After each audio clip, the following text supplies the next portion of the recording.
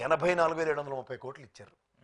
జగనన్న తోడు 2,610 కోట్లు, జగనన్న చేదోడు 404 కోట్లు. ఇవన్నీ డైరెక్ట్ బెనిఫిషరీ ట్రాన్స్ఫర్లు, అంటే ట్రాన్స్పరెంట్గా రాష్ట్ర ట్రెజరీ ఎక్స్చెక్కర్ నుంచి ప్రజలకి చేరిన డబ్బులు యొక్క లెక్క. ఇందులో డబ్బులు ఏమైపోయాయంటే మీరు ఒకసారి 4 ఏళ్ళు బడ్జెట్ వెనక్కి చూడండి సార్, వాట్ హ్యాస్ హ్యాపెండ్ అన్నది క్రిస్టల్ క్లియర్గా తెలుస్తుంది. రూపాయి రాకపోకే కదా బడ్జెట్. మీరు అన్నట్టు రూపాయి రాక పోయింది, ఈ విధంగా పోయిందని లెక్కలు తేలపోతే అప్పుడు మాట్లాడదాం. ఇది ఎక్కడ అన్యాయం అండి, నాకు అర్థం కాదు. 2,70,000 కోట్ల పైసలకి, అంటే డీబీటీలో సంవత్సరంన్నర budget out of 5 years 2 years corona అనుకుంటే మిగిలిన 3 ఏళ్లే కదండి ఫంక్షనింగ్. అందులో దగ్గర 5 lakhs crores ఎలాగా ఈ 31,50,000 మందికి. అలాగే చొక్క భూములు, ఇవన్నీ భూములు పంచారంటే ఉత్తిన డబ్బులు ఇచ్చారు కదా, ల్యాండ్లు ఎలా కొనిచ్చారో కూడా తెలుసు కదా. సో ఇవన్నిటికీ ఓవరాల్గా 5 lakhs crores స్పెండ్ చేశారు వాళ్ళు. అగ్రిగేట్ మనం మాట్లాడుకుందాం, సంవత్సరానికి 2-2.5 లక్షల కోట్ల బడ్జెట్లే కదా సార్.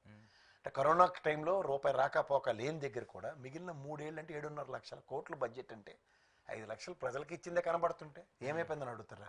ఇది చరిత్రలో ఎక్కడం జరిగిందే సార్. ఇది కాక మీకు ఇంకా చెప్పాలంటే లెక్క, పిల్లలకి ఇంగ్లీష్ మీడియం స్కూల్ సిలబస్లో సిబిఎస్ఈ బైలింగ్యువల్ టెక్స్ట్ బుక్స్, యూనిఫామ్లు, digital classrooms, Byju's content, 8th class నుంచి ట్యాబ్లు కూడా ఇచ్చారు కదా సార్. పౌష్టికాహారం పెట్టారు కదా సార్. సంస్కరణలు, విద్యా సంస్కరణలు తీసుకొచ్చి ఇది కాక 17 మెడికల్ కాలేజీలు కట్టారు, 10 ఫిషింగ్ హార్బర్లు, 4 బోట్లు, 6 ఫిష్ ల్యాండింగ్ సెంటర్లు, రాష్ట్రం గుండా వెళ్తున్న 3 ఇండస్ట్రియల్ కారిడార్లు. ఏవి? విశాఖ చెన్నై, చెన్నై బెంగళూరు, హైదరాబాద్ బెంగళూరు. 12,000 కోట్లతో 6 పారిశ్రామిక పార్కుల అభివృద్ధి కనబడలేదా సార్? ఆరోగ్యశ్రీ మీ దగ్గర 2.5 లక్షలు ఉండేది, 25 లక్షలకు పెంచారు కదా. పెంచారు. ఉద్దానంలో 742 కోట్లు పెట్టి హాస్పిటల్ కట్టారు కదా సార్. తిరువూరులో డయాలసిస్ సెంటర్ పెట్టారు, పీకొండూరులో మినీ డయాలసిస్ సెంటర్ పెట్టారు. 2,14,000 అంటే దగ్గర 2,34,000 మందికి ఉద్యోగాలు, ప్రభుత్వ ఉద్యోగాలు ఇచ్చారు కదా. మీరు జస్ట్ 34,000 ఇచ్చారు. ఇది కాక ఆర్టీసీ వల్ల 57,000 మందిని రాష్ట్ర ప్రభుత్వ ఖజానాకి విలీనం చేస్తే 16 లక్షల ప్రైవేట్ ఉద్యోగాలు. క్లియర్గా చెప్తున్నాను, 1,103 కోట్ల పెట్టుబడులు, 3,13,000 ఉద్యోగాలు ప్రైవేటు సంస్థల్లో కల్పించబడ్డాయి. ఎంఎస్ఎంఈ యూనిట్లు 13,50,000 పైచీలక ఎంఎస్ఎంఈ యూనిట్ల ఎంప్లాయ్మెంట్ టోటల్ 16 లక్షలు క్రియేట్ అయింది. నేను కాదు, ఇండస్ట్రీస్ సెక్రటరీ రిలీజ్ చేసిన డేటా ప్రకారమే నేను చెప్తున్నా.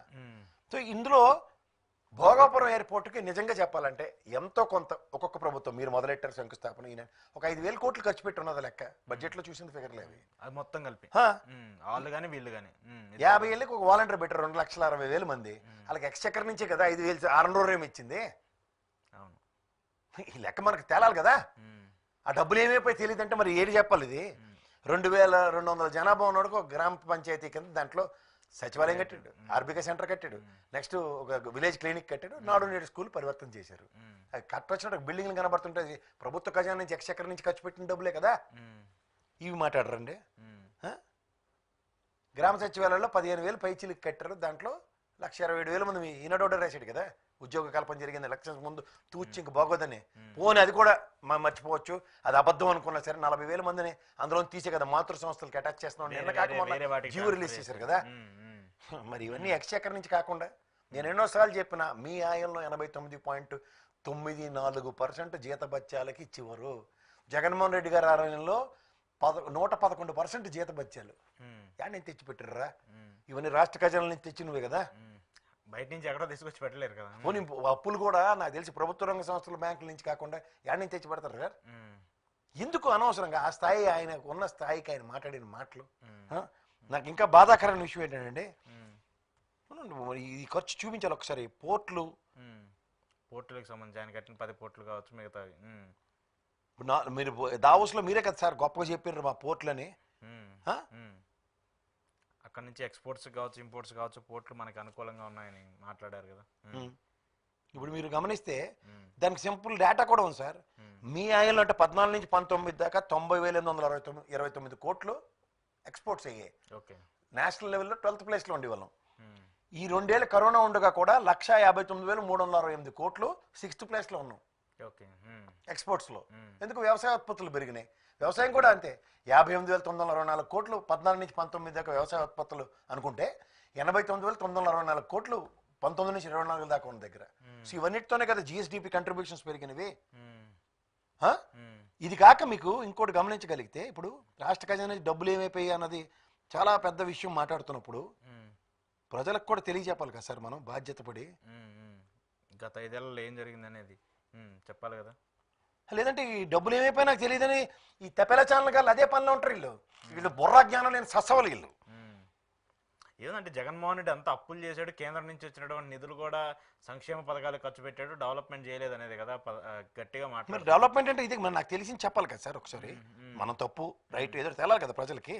ఇప్పుడు 4 పోర్ట్లు ఆయనే చెప్పారు కదా సార్, 10 పోర్ట్లు ఉన్నాయి మనకి డావోస్లో చెప్పినప్పుడు.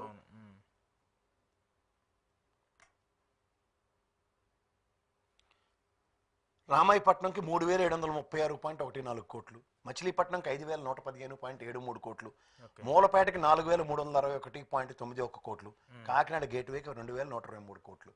రాష్ట్ర ఖజానా నుంచి వెళ్ళినవే కదా డైరెక్ట్ గా కదా, విత్ గవర్నమెంట్ ఆర్డర్స్. అందులో ఒకటి గవర్నమెంట్ పోర్టే ఉన్న 3ట్లో 2 ప్రైవేట్వి, ఒకటి గవర్నమెంట్ పోర్ట్.